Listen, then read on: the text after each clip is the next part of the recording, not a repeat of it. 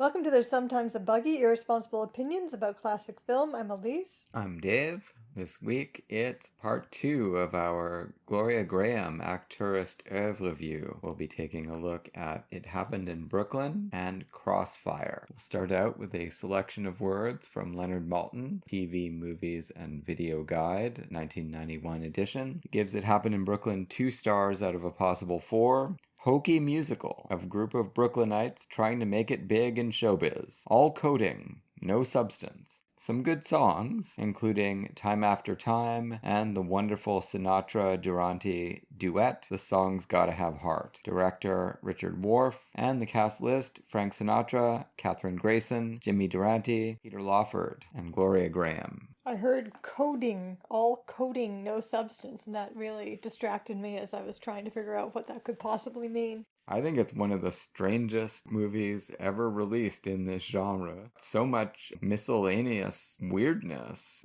Whether you like the movie or not, I don't see how you can describe it as a paint-by-numbers film or hokey. Yeah, I don't really see the hoke. Frank Sinatra is giving a very specific performance. I also don't know whose idea it could possibly be that Sinatra would lose the girl to Peter Lawford and not even get a girl of his own on screen. No, exactly. This is not your typical musical comedy of the 1940s, or really of any other time either. But that may not be a good thing. For Maltin, clearly it wasn't. For me, I love it. We should start with our protagonist in this Acteurist series, Gloria Grahame. Out of the two, this is the film that she made at her home studio, MGM. We already discussed last week that they were having trouble figuring out what to do with her, and she only appears in the opening scenes of the movie, although she comes back in spirit at the end. I don't know why she doesn't just come back in fact, which would be the ordinary thing to do in any screenplay of this kind. I kept waiting for her to show up as it became clear that Kathryn Grayson was interested in Peter Lawford. I kept waiting for him to run into her, or even after he realizes he's in love with her in the final moments of the film, which I didn't know were the final moments of the film. I thought that after that realization we would have a further scene where he finds her. No, all he knows is that she's a Brooklyn nurse and she must be around here somewhere, and I'm gonna find her. But the audience doesn't need to see that. Really dumb. I don't think it's dumb. I think it's really distinctive. You would have hated for Gloria Grahame's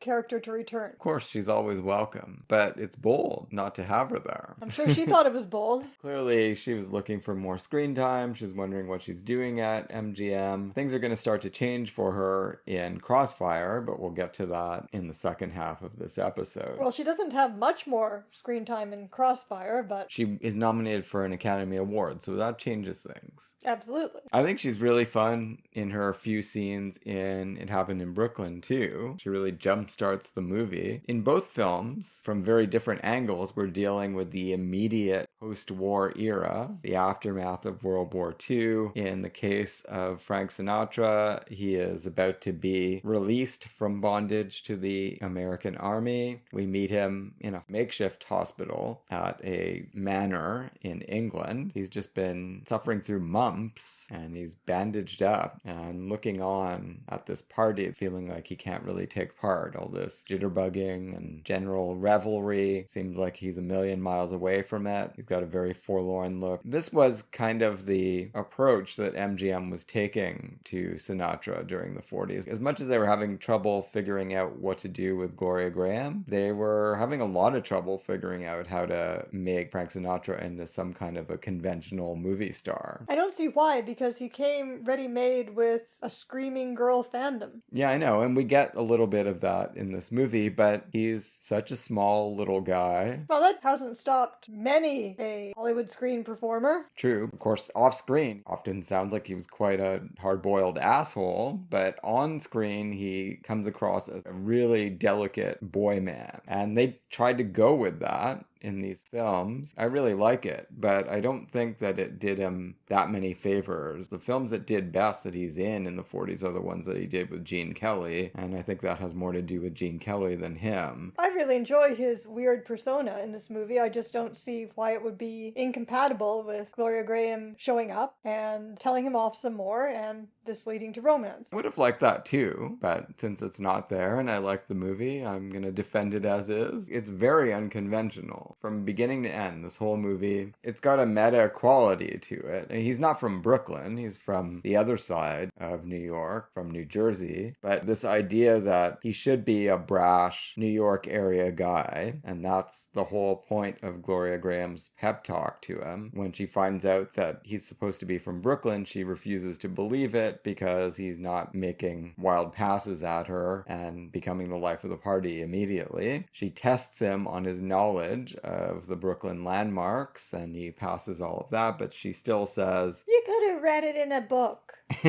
So the only way he's really going to prove it to her is by mingling and being a social success. The Brooklyn guy is a friendly guy. This turns out to be just what he needed, in fact, because she takes the bandages off, she tells him he doesn't need them anymore, he should stop hiding behind them. Every time he threatens to shrink back from interaction when he gets unsatisfactory results, she's there, watching him, egging him on, and he does succeed in making this lifelong best friend who's gonna come to America and steal his sort of girlfriend from him. Yeah, exactly. That's an amazing accomplishment. Throughout all of this, you get a sense of the mood of the times, the vogue for jitterbug music that Sinatra is going to have a quizzical reaction to. He's a little bit more with it than Peter Lawford, though, playing what is described as a funeral march, but is later transformed into Time After Time. Well, until Peter Lawford really lets loose in his weird jitterbug scene. Sits down and tries to show Lawford a thing or two about how to play a more boogie piano. Nobody's really listening. The GIs are more interested in the summons to the food. It turns out Jamie, the character played by Lawford, is heir to this ducal estate. The Duke of Dunstable is his dad. Very down-to-earth nobleman. His mother's from Brooklyn. There's like weird stuff about Brooklyn throughout this movie. A lot of conflicting statements about what that borough is all about. Some people think it's the greatest place on earth, including Frank Sinatra, especially when he's not there. He understandably is very homesick and thinks everything will be perfect for him as soon as he gets back there. Others, like Catherine Grayson, think it's one of the circles of hell. Incidentally, there is a connection between our two movies beyond Gloria Grahame, which is that one was directed and one written by Blacklistees, Isabel Leonard. I don't know her. Wrote the book for Funny Girl. What other movies did she write? Anchors Away. Oh, interesting. And she later wrote The Sundowners. That's a recognizable movie. Post-blacklisting, I would imagine. Oh, she named names. A Brooklyn screenwriter is a friendly witness for HUAC. Wah, wah.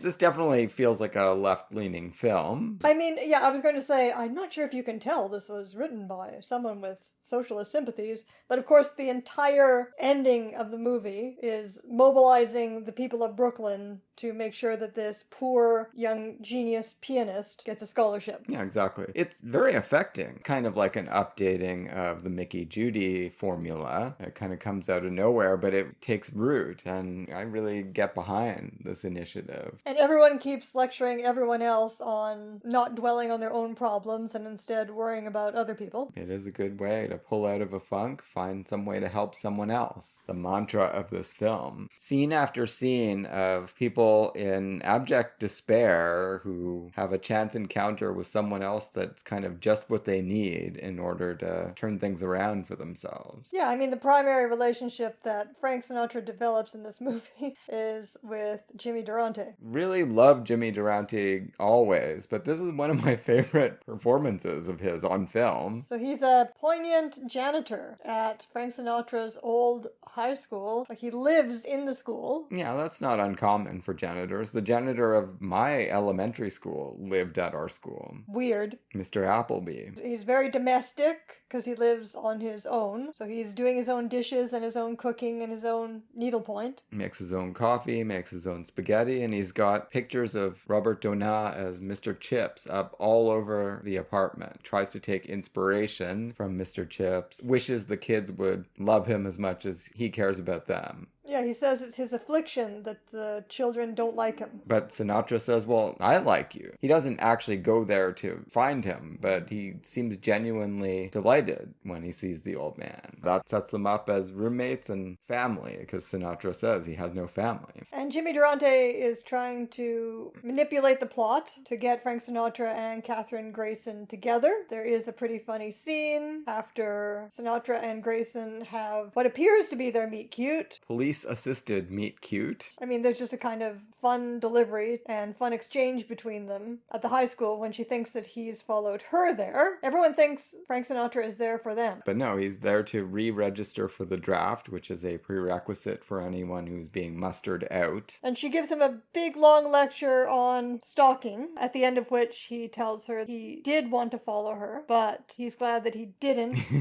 Because you're a very mean girl. Perfect delivery. It makes me laugh every time I see it. I've seen this movie 4 or 5 times, probably. It's almost like if you can imagine a really, really, really unassuming Marlon Brando, his muttering of all of his lines and shuffling around is kind of Brando-esque. Obviously, Sinatra is an extremely talented actor, as we see primarily through the development in the 50s that he has. This is my favorite of his 40s performances. Maybe not as great of a movie as On the Town, but he really gets to start trying out some unusual wrinkles on the persona. His persona is going to morph as well later on. He's not going to stay this shrinking violet character. So Katherine Grayson, another weirdo. She's surly in this movie, and it's great. She was discovered when she was singing in a music festival by MGM, made a lot of movies, and really did harbor an ambition to be an opera singer that wasn't realized until later in life. The piano solos for the movie were performed by a teenage André Previn, and he did not think much of her singing. The really difficult opera piece that she performs in this movie is Lakme, the Bell Song. It's extraordinarily difficult, and apparently this was many, many takes of the song spliced together. Like, we think of that as kind of a recent phenomenon, putting together a vocal performance from a lot of edits, but no, it was happening all the way back in the 1940s. Well, it comes across pretty well as assembled. I'm not an opera critic, so I'm not sure I could tell if it was top-notch opera singing or not, but it sounds pretty good to me. I really like Katherine Grayson as a soprano in 40s and 50s movies. Not quite as much as Deanna Durbin, but... yeah, her personality isn't as fun, and possibly she's not as good a singer either. She's really good at playing a cranky ingenue. Cold and cranky. Well, she's certainly accused of being cold in this movie. That's apparently what's lacking in her artistic makeup. But all she really needs is somebody classy, like Peter Lawford. Whereas Frank Sinatra, they really grump at each other a lot. And as Jimmy Durante is there to tell us, if you've seen any movies, that means they must be falling in love. But it turns out that in this movie, it doesn't work that way. People who actually enjoy each other's company are the ones who fall in love. Yeah. Although she manages to gripe a lot at Peter Lawford, too. Well, they're in a kind of difficult situation, and she lets him have it when he tries to run away. He's refusing to betray his friend. When you see it for the first time, you believe that you are seeing a meet cute and then these early fights, and it's all going to end up with them together, because that's how these movies always work. But their fights are so bitter and petty that it really does cause you to begin to wonder, how can they possibly get together if they're this angry at each other all the time? Like, we don't see any good moments between them, hardly. But they really are friends, and they perform well together. Fred and Ginger, at least Ginger is always really bitter toward him, except when they dance together. But the thing is, for the most part, that's what I like about this movie too. Their fights are not about misunderstandings. They're about understandings of each other, and what they know about each other makes each other angry. There's no way to dispel some kind of confusion and make it all better. They really are going to annoy each other forever. They work well together when they're putting on a show and trying to get this kid into the music conservatory. It makes a lot more sense for her to be with Peter Lawford, the way they structure this. And despite his unassuming character, Frank Sinatra is really nasty with her. Well, Well, he's trying to do tough love sometimes, but he's just not doing it in a tactful enough way. He's not trying to be cruel, but he's being far too blunt. Yeah. And it comes off as quite nasty. Jimmy Durante looking on going, this is not how I planned it. Now, we saw Easter Parade not too long ago where Peter Lawford showed up in that one as well. MGM was trying to figure out what to do with that guy, too. They were juggling a lot of personalities at the time. I remember seeing That's Entertainment, where Lawford was one of the presenters, and he's like, for whatever reason, they kept throwing me in musicals. I'm not a musician or a singer or anything, but here I am in Good News. And they didn't show his number from It Happened in Brooklyn, but they could have. It's pretty fun, actually. He's quite game. He's not a good singer by any means, but the dancing is fun. I couldn't do it, that's for sure. Seems like they're making fun of the Bobby Soxers in that scene, too, because they scream just as much for him as they do for Frank Sinatra. Well, he is good looking. Sure, but I don't know. I always thought the Bobby Soxers were responding to the voice of a generation, Frank Sinatra, but maybe not.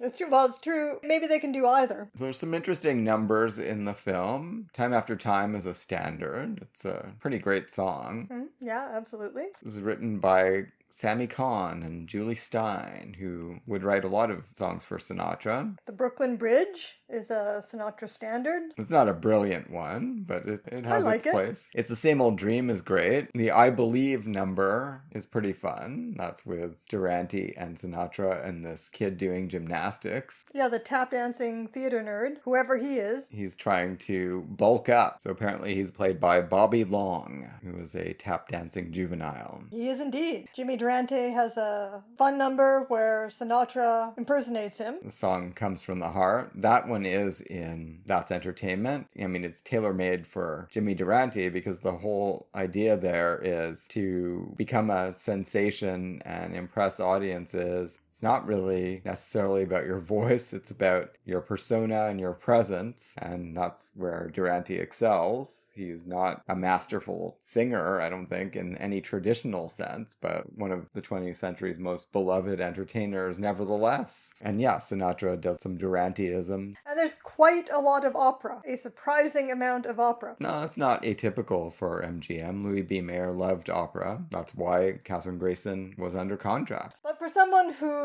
main knowledge of 1940s Hollywood musicals is Fred Astaire and Gene Kelly musicals, this is really weird to have Jimmy Durante plus a bunch of opera numbers plus Peter Lawford doing boogie woogie and then, Sinatra singing Sinatra songs. It's a really weird mixture of things. What about that song about Johann Sebastian Bach? I enjoyed that. Yeah, it was really fun. It was interesting hearing lyrics set to Bach. A musical history lesson with an illustration of its own thesis about counterpoint. Counterpoint is very nice. Quite a musical education they're getting at this Brooklyn high school. Nevertheless, teaching is not satisfying to Kathryn Grayson, and I do like the way she grouses continuously about her terrible lot. And that's one of the things Frank Sinatra chastises her for. Like, who could hate teaching a bunch of kids? She can. Durante says it's not what she planned for herself. I mean, right there, that should have been our signal when he says that these two are fundamentally incompatible. Yeah. And no amount of bickering chemistry is going to be able to overcome that. No, he much prefers the bickering chemistry that he had with Gloria Grahame. It's nice that they work into the film the strange epiphany moment that Sinatra's going to have. It's an idea of Jimmy Durante's to try to break it to him gently when he cross-examines Sinatra. Like, what do you actually know about Kathryn Grayson? Have you really been paying attention to her, or do you just think you're dating her because she's the female star of the movie that you're in? Sinatra answers some of the questions. He thinks hard and remembers what color her eyes are and things like that, but he can't remember how tall she is in relation to him. He can't remember her, what color nail polish she wears, if any. Naturally, this made me think if I would be able to answer any of these questions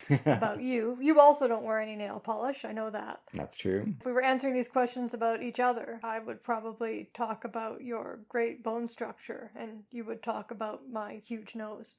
I love your nose. It's easy for us to know how tall we are in relation to each other because we're basically the same height. Yeah, when you don't slouch.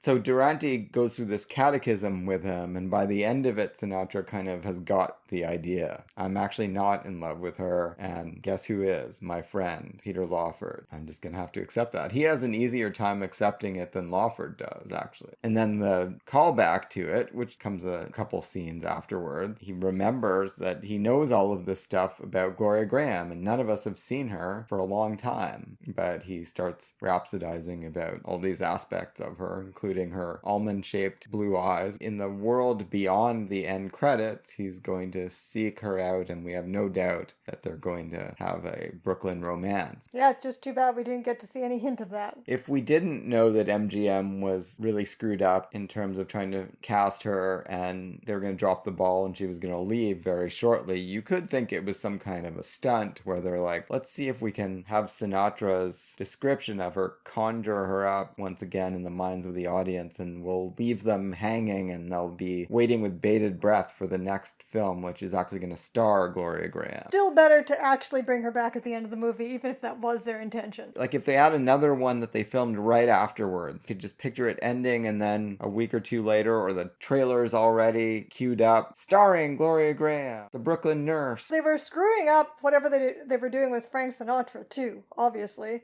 Oh yeah, well his career at MGM was going nowhere. The Kissing Bandit was a disaster. This one made money, I saw. On the Town is a big hit, but not because of him. I'll tell you what would have made a better movie than this, as fun as Frank Sinatra and Jimmy Durante are together. A movie in which Gloria Grahame and Frank Sinatra actually were romantically paired. Oh, I would have loved it. Frank Sinatra loved to be pushed around. Remember Ava Gardner? So now the movie that turned out to be Gloria Grahame's big break, not at her home studio. It was made at RKO. Let's hear what Maltin has to say. He gives it 3.5 stars out of a possible 4. Engrossing film of insane ex-soldier leading city police in murderous chase. Anti-Semitic issue handled with taste, intelligence. Script by John Paxton. From Richard Brooks's novel The Brick Foxhole. Director Edward Dmytryk. And the cast list: Robert Young, Robert Mitchum, Robert Ryan, Gloria Grahame, Paul Kelly, Richard Benedict, Sam Levine, Jacqueline White, Steve Brody, Lex Barker. No mention here of George Cooper, who plays Mitchell. He's buried in the cast list, even in the RKO credits. It's so strange. It's a pretty major role. This is a big part of the post-war Hollywood story, the late 40s progressive noir story. Everyone talks about how studios were, at least momentarily, somewhat more free to criticize America as it was and as it had been. Anti-Semitism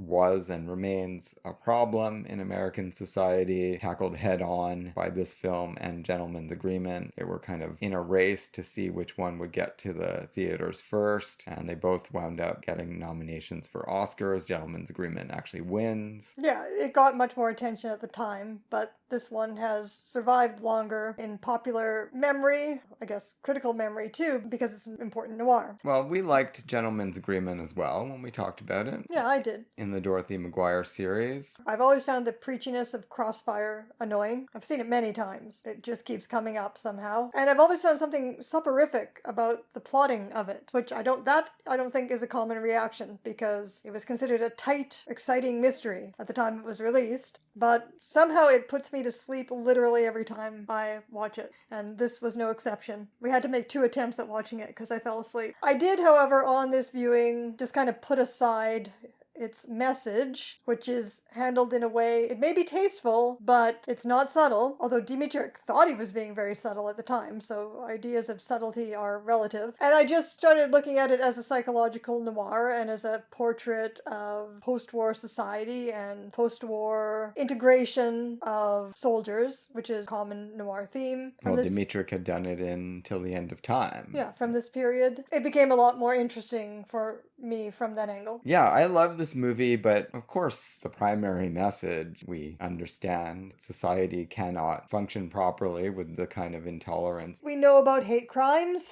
What's great about this movie are all of the diversions from the main point. Everything with Gloria Grahame, everything with Paul Kelly. Of course, they're linked. The whole way that it's plotted and told, the involvement of the Robert Mitchum character at all. I mean, none of it seems necessary. It doesn't have to be done this way. Yeah, the interplay between Mitchum and Young is a lot of fun. It is. Of course, Robert Ryan is giving an absolutely terrifying performance. It's something that he would bring back in other films. What Dmytryk is talking about when he says he's being subtle is the fact that it's a major plot point that Montgomery, played by Robert Ryan, was a cop before the war. True. In East St. Louis, obviously committing atrocities against black citizens, the sadistic, hate-fueled violence that he represents. I think it's really essential that that point is made more than once. Been a cop myself, I know the score. Ryan really does play him. Like, I was thinking on this viewing that his character, too, through Samuel's own speech, is part of this portrait of post-war ennui, right? His experiences and these loose ends that he's facing, these have perhaps primed him to commit a murder that he wouldn't have before, although, you know, with his cop background, he's probably veritably done things like this before with the authority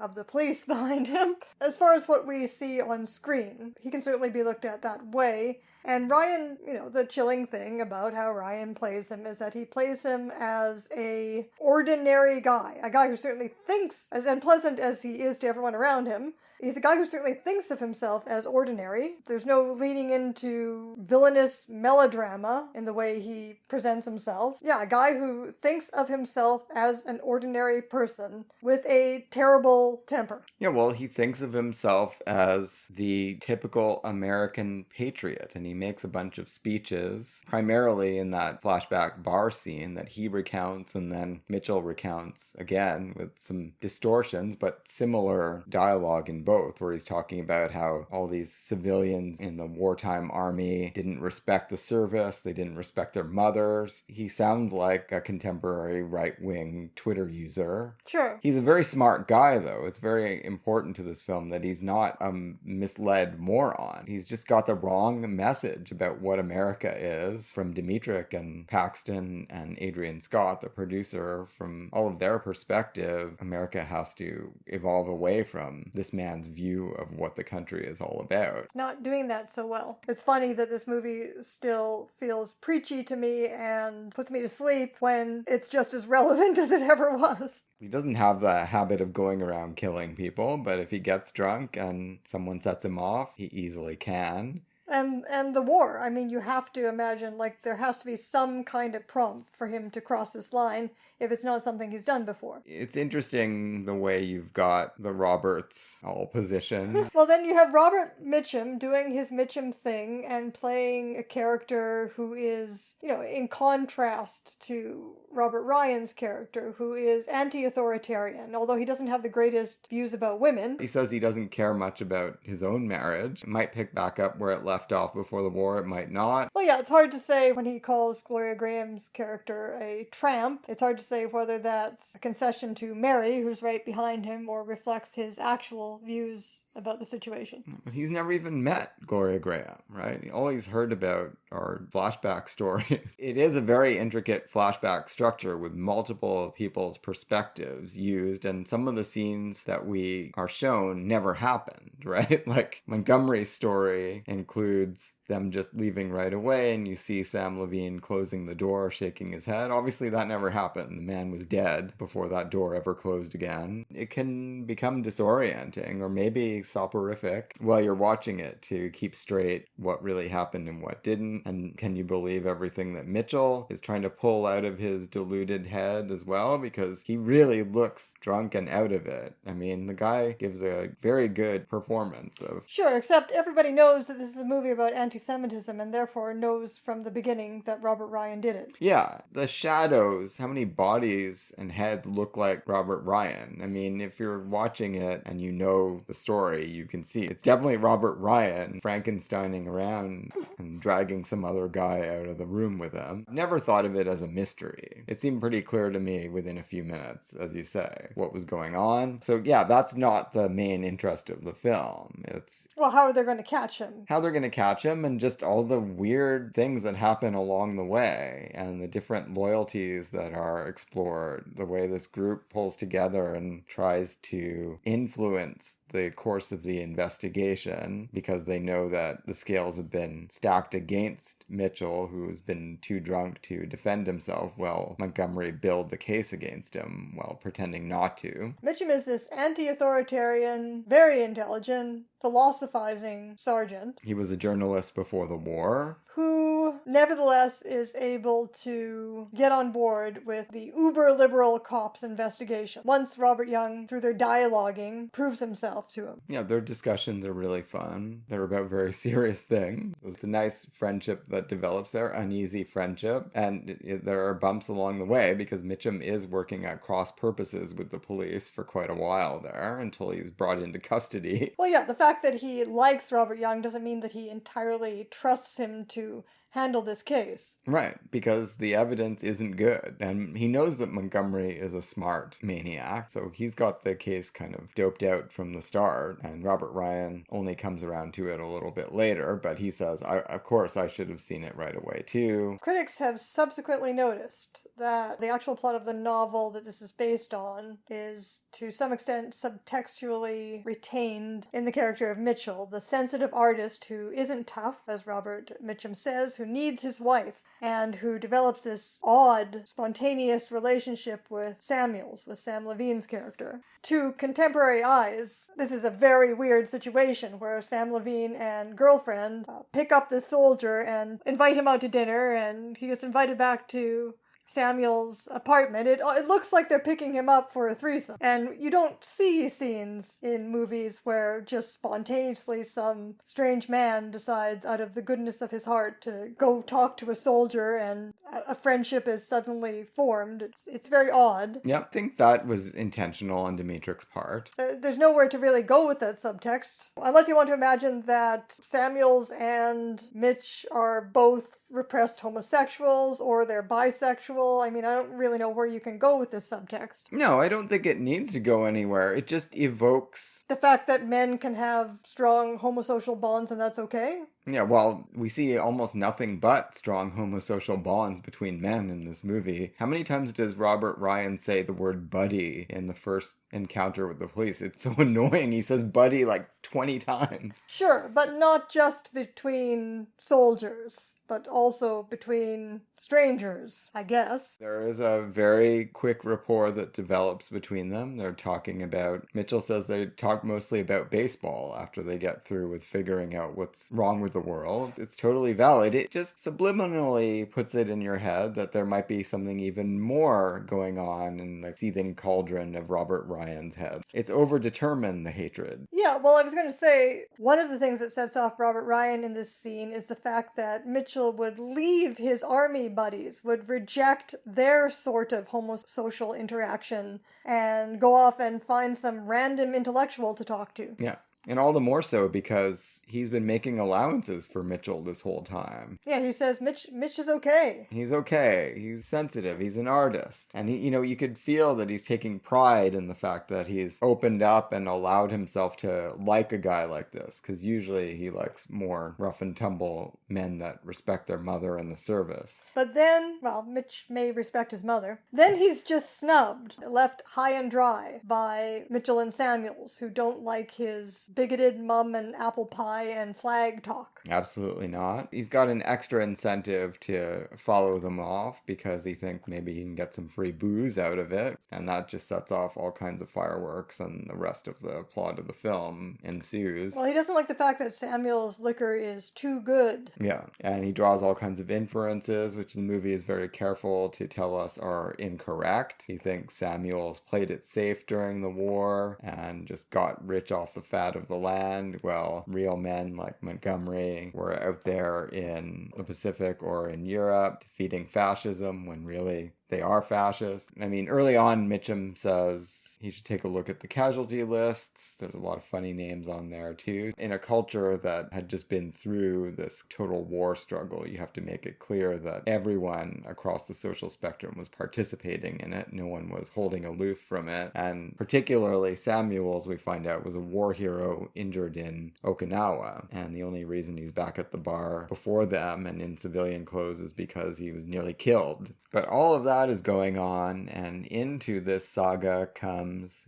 Ginny, played by Gloria Grahame. Right, so there's a major structural contrast between her disintegrating marriage and Mitch's disintegrating marriage. And that contrast is along the lines of class. I mean, because I was watching this for Gloria Grahame this time, I guess this is the first time I can recall it occurring to me that the source of her vicious hatred for her husband is that she's been forced to prostitute herself while he was away. And still now, because she's still the one making the money. All of them are having trouble reintegrating into society. She's just been absolutely miserable. She makes no bones about that. She works there at that dime-a-dance joint every day. And when she's not there, she lives. And the way she says lives, it really doesn't sound like living, that's for sure. Despite her limited screen time, this was Gloria Grahame's favorite of her performances. She's magnificent. Yeah, it's pretty amazing because she is such a young actress in this movie. She's in her mid-20s, yet the performance is so layered. Yeah, she sits down with Mitchell. Now, again, this is all the recollections of this wayward soldier as he gets corralled into the all-night movie by Mitchum and his team.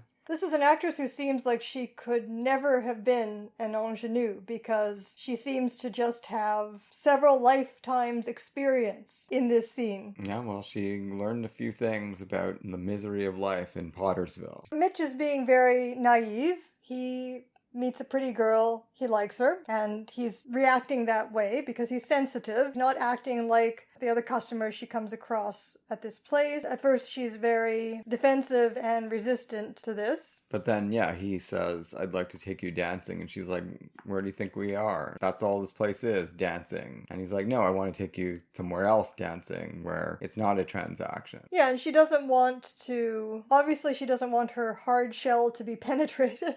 No, and she says, what, let me guess, I remind you of your sister. And he's like, no, you remind me of my wife. And that really hurts her. And she says, okay, I'm taking a break here. Get some more drinks and then we'll dance. And she goes out to sit by herself. So knowing what we do about her by the end of the movie, why do you think that particularly hurts her? Well, she tells him he's corny. He had just started to get through to her, and then he makes it clear that this is just another kind of adulterous, unreliable male. I mean, yeah, I guess, on the one hand... But it's a kind that she's very vulnerable to, because she was starting to develop ideas about their connection, and she still has them, because she says that she wants to take care of him, in a way, right? She wants to make him spaghetti and gives him the keys. Starts to create this whole scenario in her mind where they get past all of the ugliness of the dime-a-dance transactional relationship, whether it involves sex or not. And she makes it sound like maybe there wouldn't have been any sex. She just wanted to sit down with a man and not feel like something gross is happening. I took it almost as the opposite, that he wasn't seeing her as a whore, and that's what hurt her. Well, it could be both at the same time. Because she is feeling so distant from this wife persona that to have it projected upon her, it disturbs her. You know, kind of like, a wife? You think I am a wife? Well, she is a wife, we're told later. She's married to Paul Kelly. Yeah, but...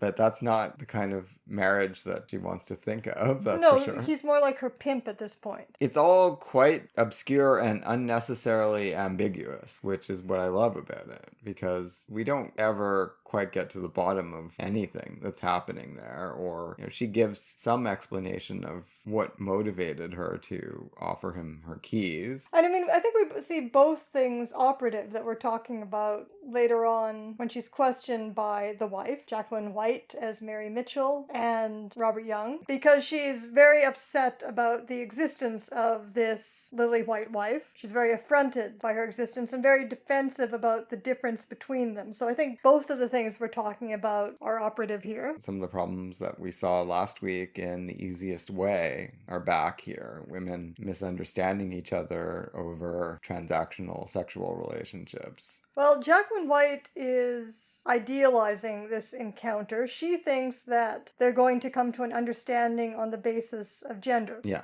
And doesn't understand how class and resultant experience has created an insuperable gap. She thinks she's being incredibly noble. All that matters right now is whether Mitch can be saved from the electric chair. It doesn't matter if my feelings are hurt. And Gloria Grahame just takes all of these noble sentiments and returns bile for them because she's just, oh, isn't that great? Aren't you being so wonderful? She has some good lines when she's asking, where were you? Where were you when he needed you? Were you off thinking beautiful thoughts? Well, I was in a stinking gin mill. So Jacqueline White just keeps trying and trying and trying to appeal to her better nature. But initially, she's just completely got her defenses up. She's not even sure whose wife this is. Initially, all she can think about is that this is a scenario where Robert Young, if she gets involved with this, she's going to get in trouble somehow with the police because she's engaged in prostitution on the side. But no, he reassures her. And the amazing thing, and again, part of why I love it, is because all of this, it's a dead end from the point of view of detective or mystery story dynamic, because all that they prove is where he was at 8:30, which is when she talked to him at the club, and where he was at 12:30, which is when Paul Kelly meets up with him. What they want to know is where he was between 9 and 10, which is when Samuels was killed, and no one can establish that for him, and it's an absolute waste of time for the police. Right, but we get to see some more of this lovely couple and get to see them for the first time together. It's an amazing sequence of like everything associated with Gloria Grahame and Paul Kelly. My favorite stuff in this movie. In any case, eventually she starts to break down as she realizes who they're talking about. Yeah, because she didn't know his name even. Yeah, that's been a long time ago for her already. And then she went back home and he wasn't there. Yeah, right? She did find the key under the mat, so she knows that he was there briefly at least. This interaction happened a long time ago for her. Once she is reminded of who this person is, that's when she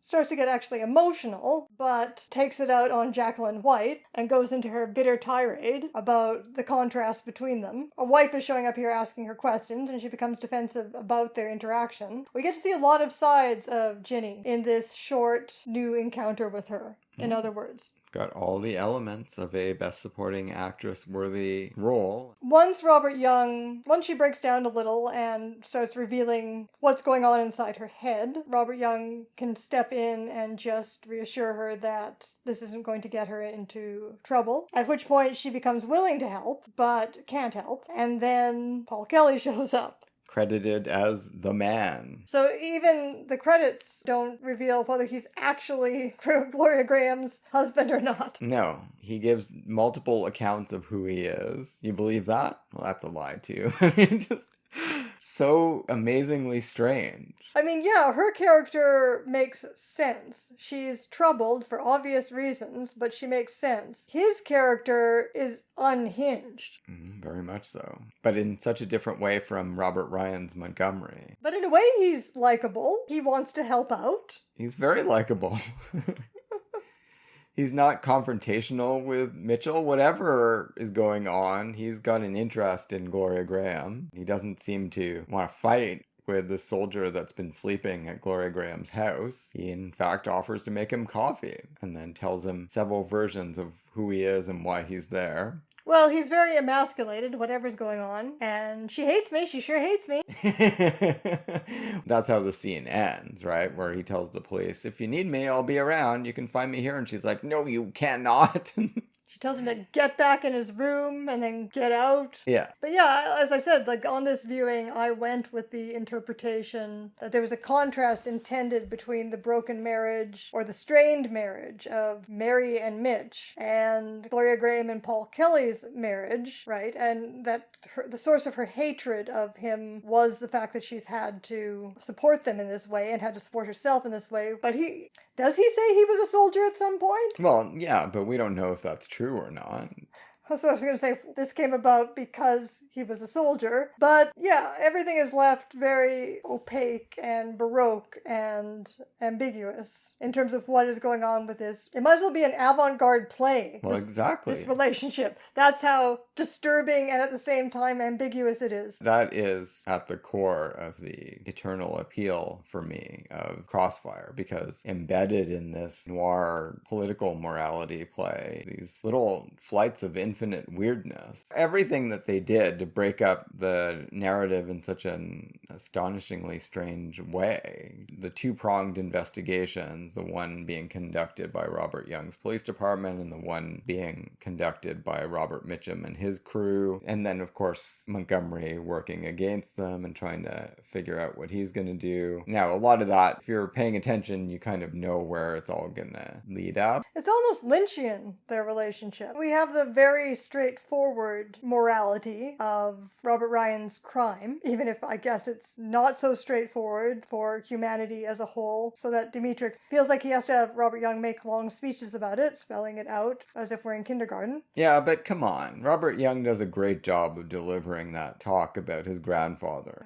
Sure. That part isn't as bad as when he's just talking about ideas. But anyway, you have this very straightforward moral message, and then you have whatever the moral disorder is that's going on with Gloria Grahame and Paul Kelly. What kind of social malaise are they representing? That's what I'd like to know. What are they doing in this movie? It's a very dislocated society. Ways that are straightforward and in ways that are ungraspable. This relationship between Mitchell and his beloved wife as well is... Robert Mitchum explains what he thinks is going on. Right, there's this aporia. And then later on, in a way that makes interesting use of this homoerotic subtext, later on, Mitchell finds the words to tell her the things that are going to repair their relationship, but he borrows them from Samuels. The only thing that has given him enough perspective to be able to reunite with his wife is this talk that he had with Samuels, who ended up dead as a consequence of it. I mean, I feel like this is what Dmytryk is talking about. He's embedding so much more in here than the mere surface message that this is just a basic film about an anti-Semitic hate crime. I mean, it certainly is that, and it invests fully in that, but then it gives you all these other bonus interrogations of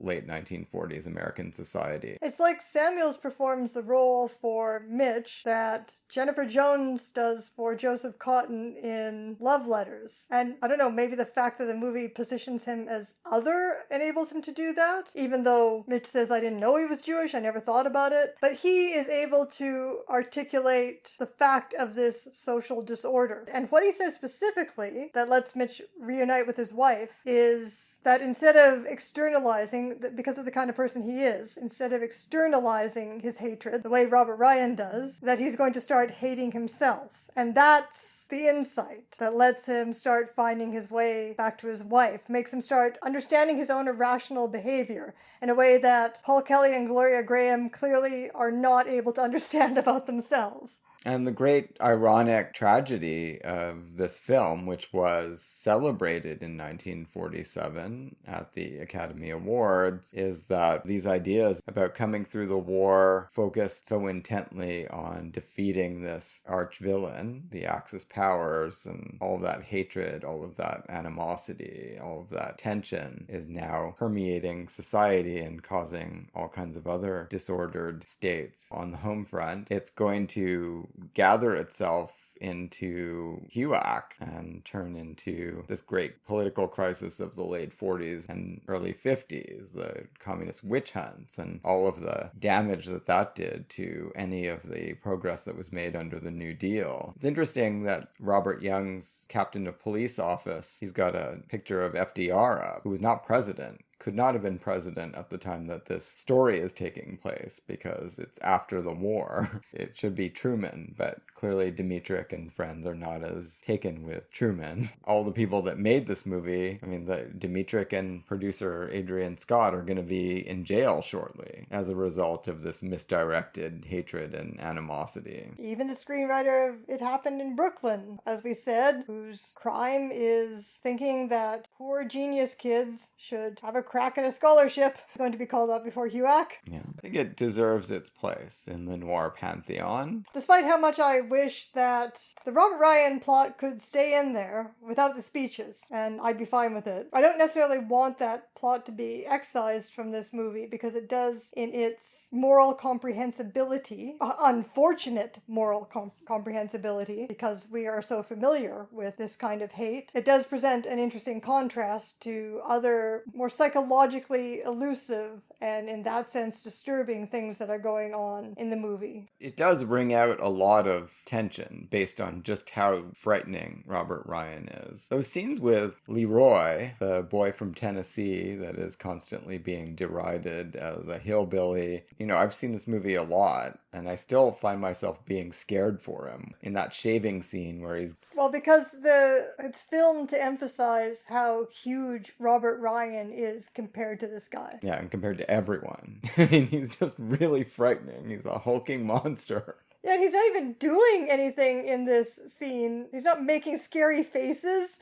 He's just being shot. And just the size of him by itself is terrifying. Well, that and how we've seen him act in other scenes. Yeah, he certainly manhandles poor Floyd when he finds out that he's disobeyed orders. And who knows what the hell he would do to little Mitchell if he ever got a hold of him. I'm assuming there was also a point to Robert Young making this speech to a character from Tennessee and emphasizing to him that they'll be coming for you next. Well, exactly. Pretty bog standard rhetoric, I would say, right? But I love Robert Young. He always sounds like he's talking sense to me. America should have listened. Father knows best. That's right. When we next meet Gloria Grahame, we're going to see what MGM decided to do with their newly Oscar-nominated Best Supporting Actress. And we'll see if what they did makes any sense at all. But next week on the podcast, it's going to be Warner Brothers 1931. We'll be discussing Night Nurse and Blonde Crazy. So that is going to be an amazing episode, I can tell you right now.